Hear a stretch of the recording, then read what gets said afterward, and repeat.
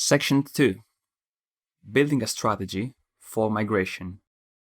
In this section, we're gonna take a look at how to understand when it's time to migrate, what's the best strategy of doing so, and what's the importance of backward compatibility. Let's start by understanding your existing code for migration. In this video, we're gonna take a look at how to understand your code. Then we'll see how to understand how your project works, and then we're gonna take a look at tests and tests again. First of all, let's try to understand your code. Whatever the language you're using, so that's not just for Python, the best migration strategy requires you to fully understand the code. Just having a rough idea, that's not enough. Your idea should be a really detailed one, and you should have a really detailed understanding of each function and each unit. You really need to understand what its function is about, what are the inputs, what are the outputs, and what are the maybe raised exceptions. It's also a good time to trim unnecessary code. Remember, if you have less code, there is fewer to migrate. Why understanding your code is so important? First of all, refactoring are very crucial moments in coding, and migrating is a very crucial moment.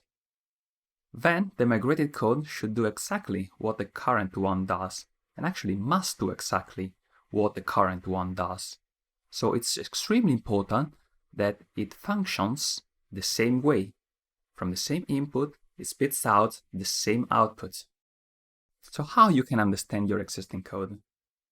I personally believe that the best way to understand code is represented by documentation, tests, and docstrings and comments in the code. The documentation should contain architecture choices and very high-level functionalities. Unit tests and docstring should tell you what the function is about, what are its input, what the expected output, and what are the maybe raised exceptions. Also, comments should say something about a particular line or block of code, particularly unreadable. Ideally, documentation should be marginally touched by a version migration, just because the high-level functionalities should be exactly the same. As well as architecture, library should be very similar to the old code. Tests actually might not be the same after upgrading. If you are upgrading, the code to test should upgrade too. Remember that some tests will not run in Python 3.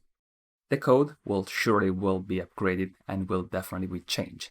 And that's the whole point of migration. So testing your code, remember that tests are fundamental. If you don't have them, then it's a very good time to add them, so you can document the output of your current code and test the migrated code. Also, it's a good way to understand what's done by your current code. Finally, and it's an awesome way to detect bugs. But which tests? So we can have unit tests, integration tests, functional tests, smoke tests, loads tests, and so on. I believe the most important one are still the unit tests and the integration test. Let's see them now. The unit tests are a test on a unit of your application, and typically a unit is basically a function or a method or a class of your application. Unit test checks most of the combinations, ideally all, but it's very hard to do it, of input arguments and the return value, or the exceptions being raised. In Python 2 and Python 3, unit tests are done using the following libraries: unit test or PyTest. There are many others, but unit test and PyTest are the most popular ones. They work on both Python 2 and Python 3. They'll be in a very different version though.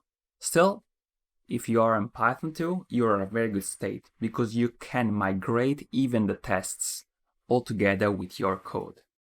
For example, let's think we have an application that's running on a vending machine.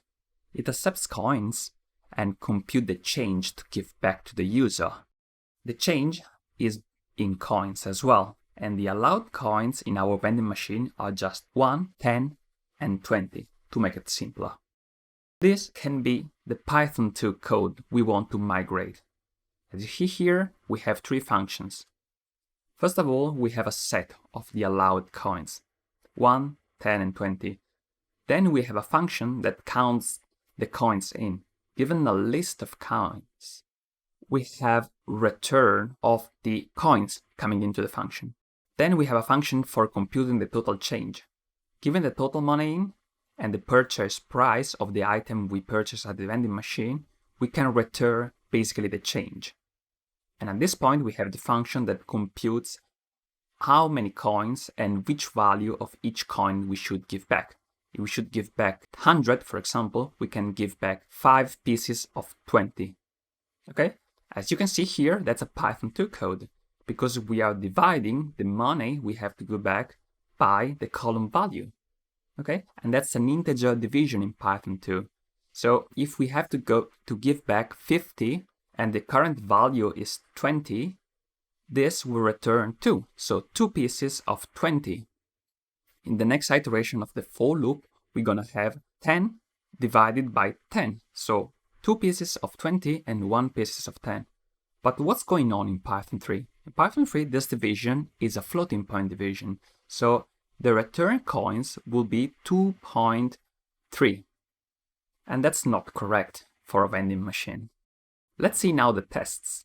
In this case, we have both PyTests and unit tests. Are actually not necessary. You don't have to have both, but in this case, it's just to show you what main differences between PyTests and unit tests.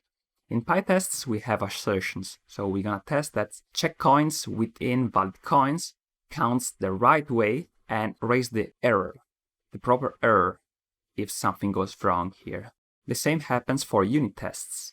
We're gonna check exactly the same thing. So we assert the equality of the money put into the vending machine and the amount the vending machine counts and the exception error. So what's the difference between PyTest and unit test? PyTest needs to be installed. It's a separate library. You need to pip install it. Unit tests are already provided with Python 2 and Python 3. As you can see, understanding unit test is very simple with unit tests. Also, the test of the function compute change will fail in Python 3. So if you want to migrate your code, they will automatically fail, at least in this case, will automatically fail with Python 3. And you know what to start fixing it. Also, with PyTest and unit test, you can mock setup calls, tear down unit tests, and so on. So they are very more complex than what we've seen so far, but that's just to give you an idea what PyTest or unit tests are about. Let's now talk about integration tests. So after we tested a single unit, we need to understand how the units work together. And that comes the integration test. They're usually done with PyTest, unit test, but there are plenty of choices on the market. Some frameworks have their own way to test, for example like Flask.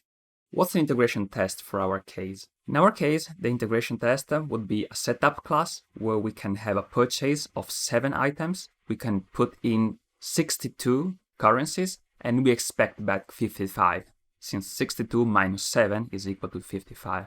And to test the correctness of the change, we first put the money in, then we compute the total change given the purchase, we compute the change coins to give back, and we assert that what we give back is exactly what we expected. So if the change is 55, we want to give back 2 pieces of 20, 1 piece of 10, and 5 pieces of 1. Also, you can have multiple other tests. You can also have functional tests where you actually test your application end-to-end or to create acceptance tests. You can have smoke tests, load tests, sanity tests, and so on. Mind that each of them has its own set of Python libraries to be used. Libraries might have other dependencies, so it means it might have to require some additional work to create the migration because you have more dependencies. Still, it's a trade-off because you have more tests, so you'll be sure that the functionality of your migrated code will be the same of your current code.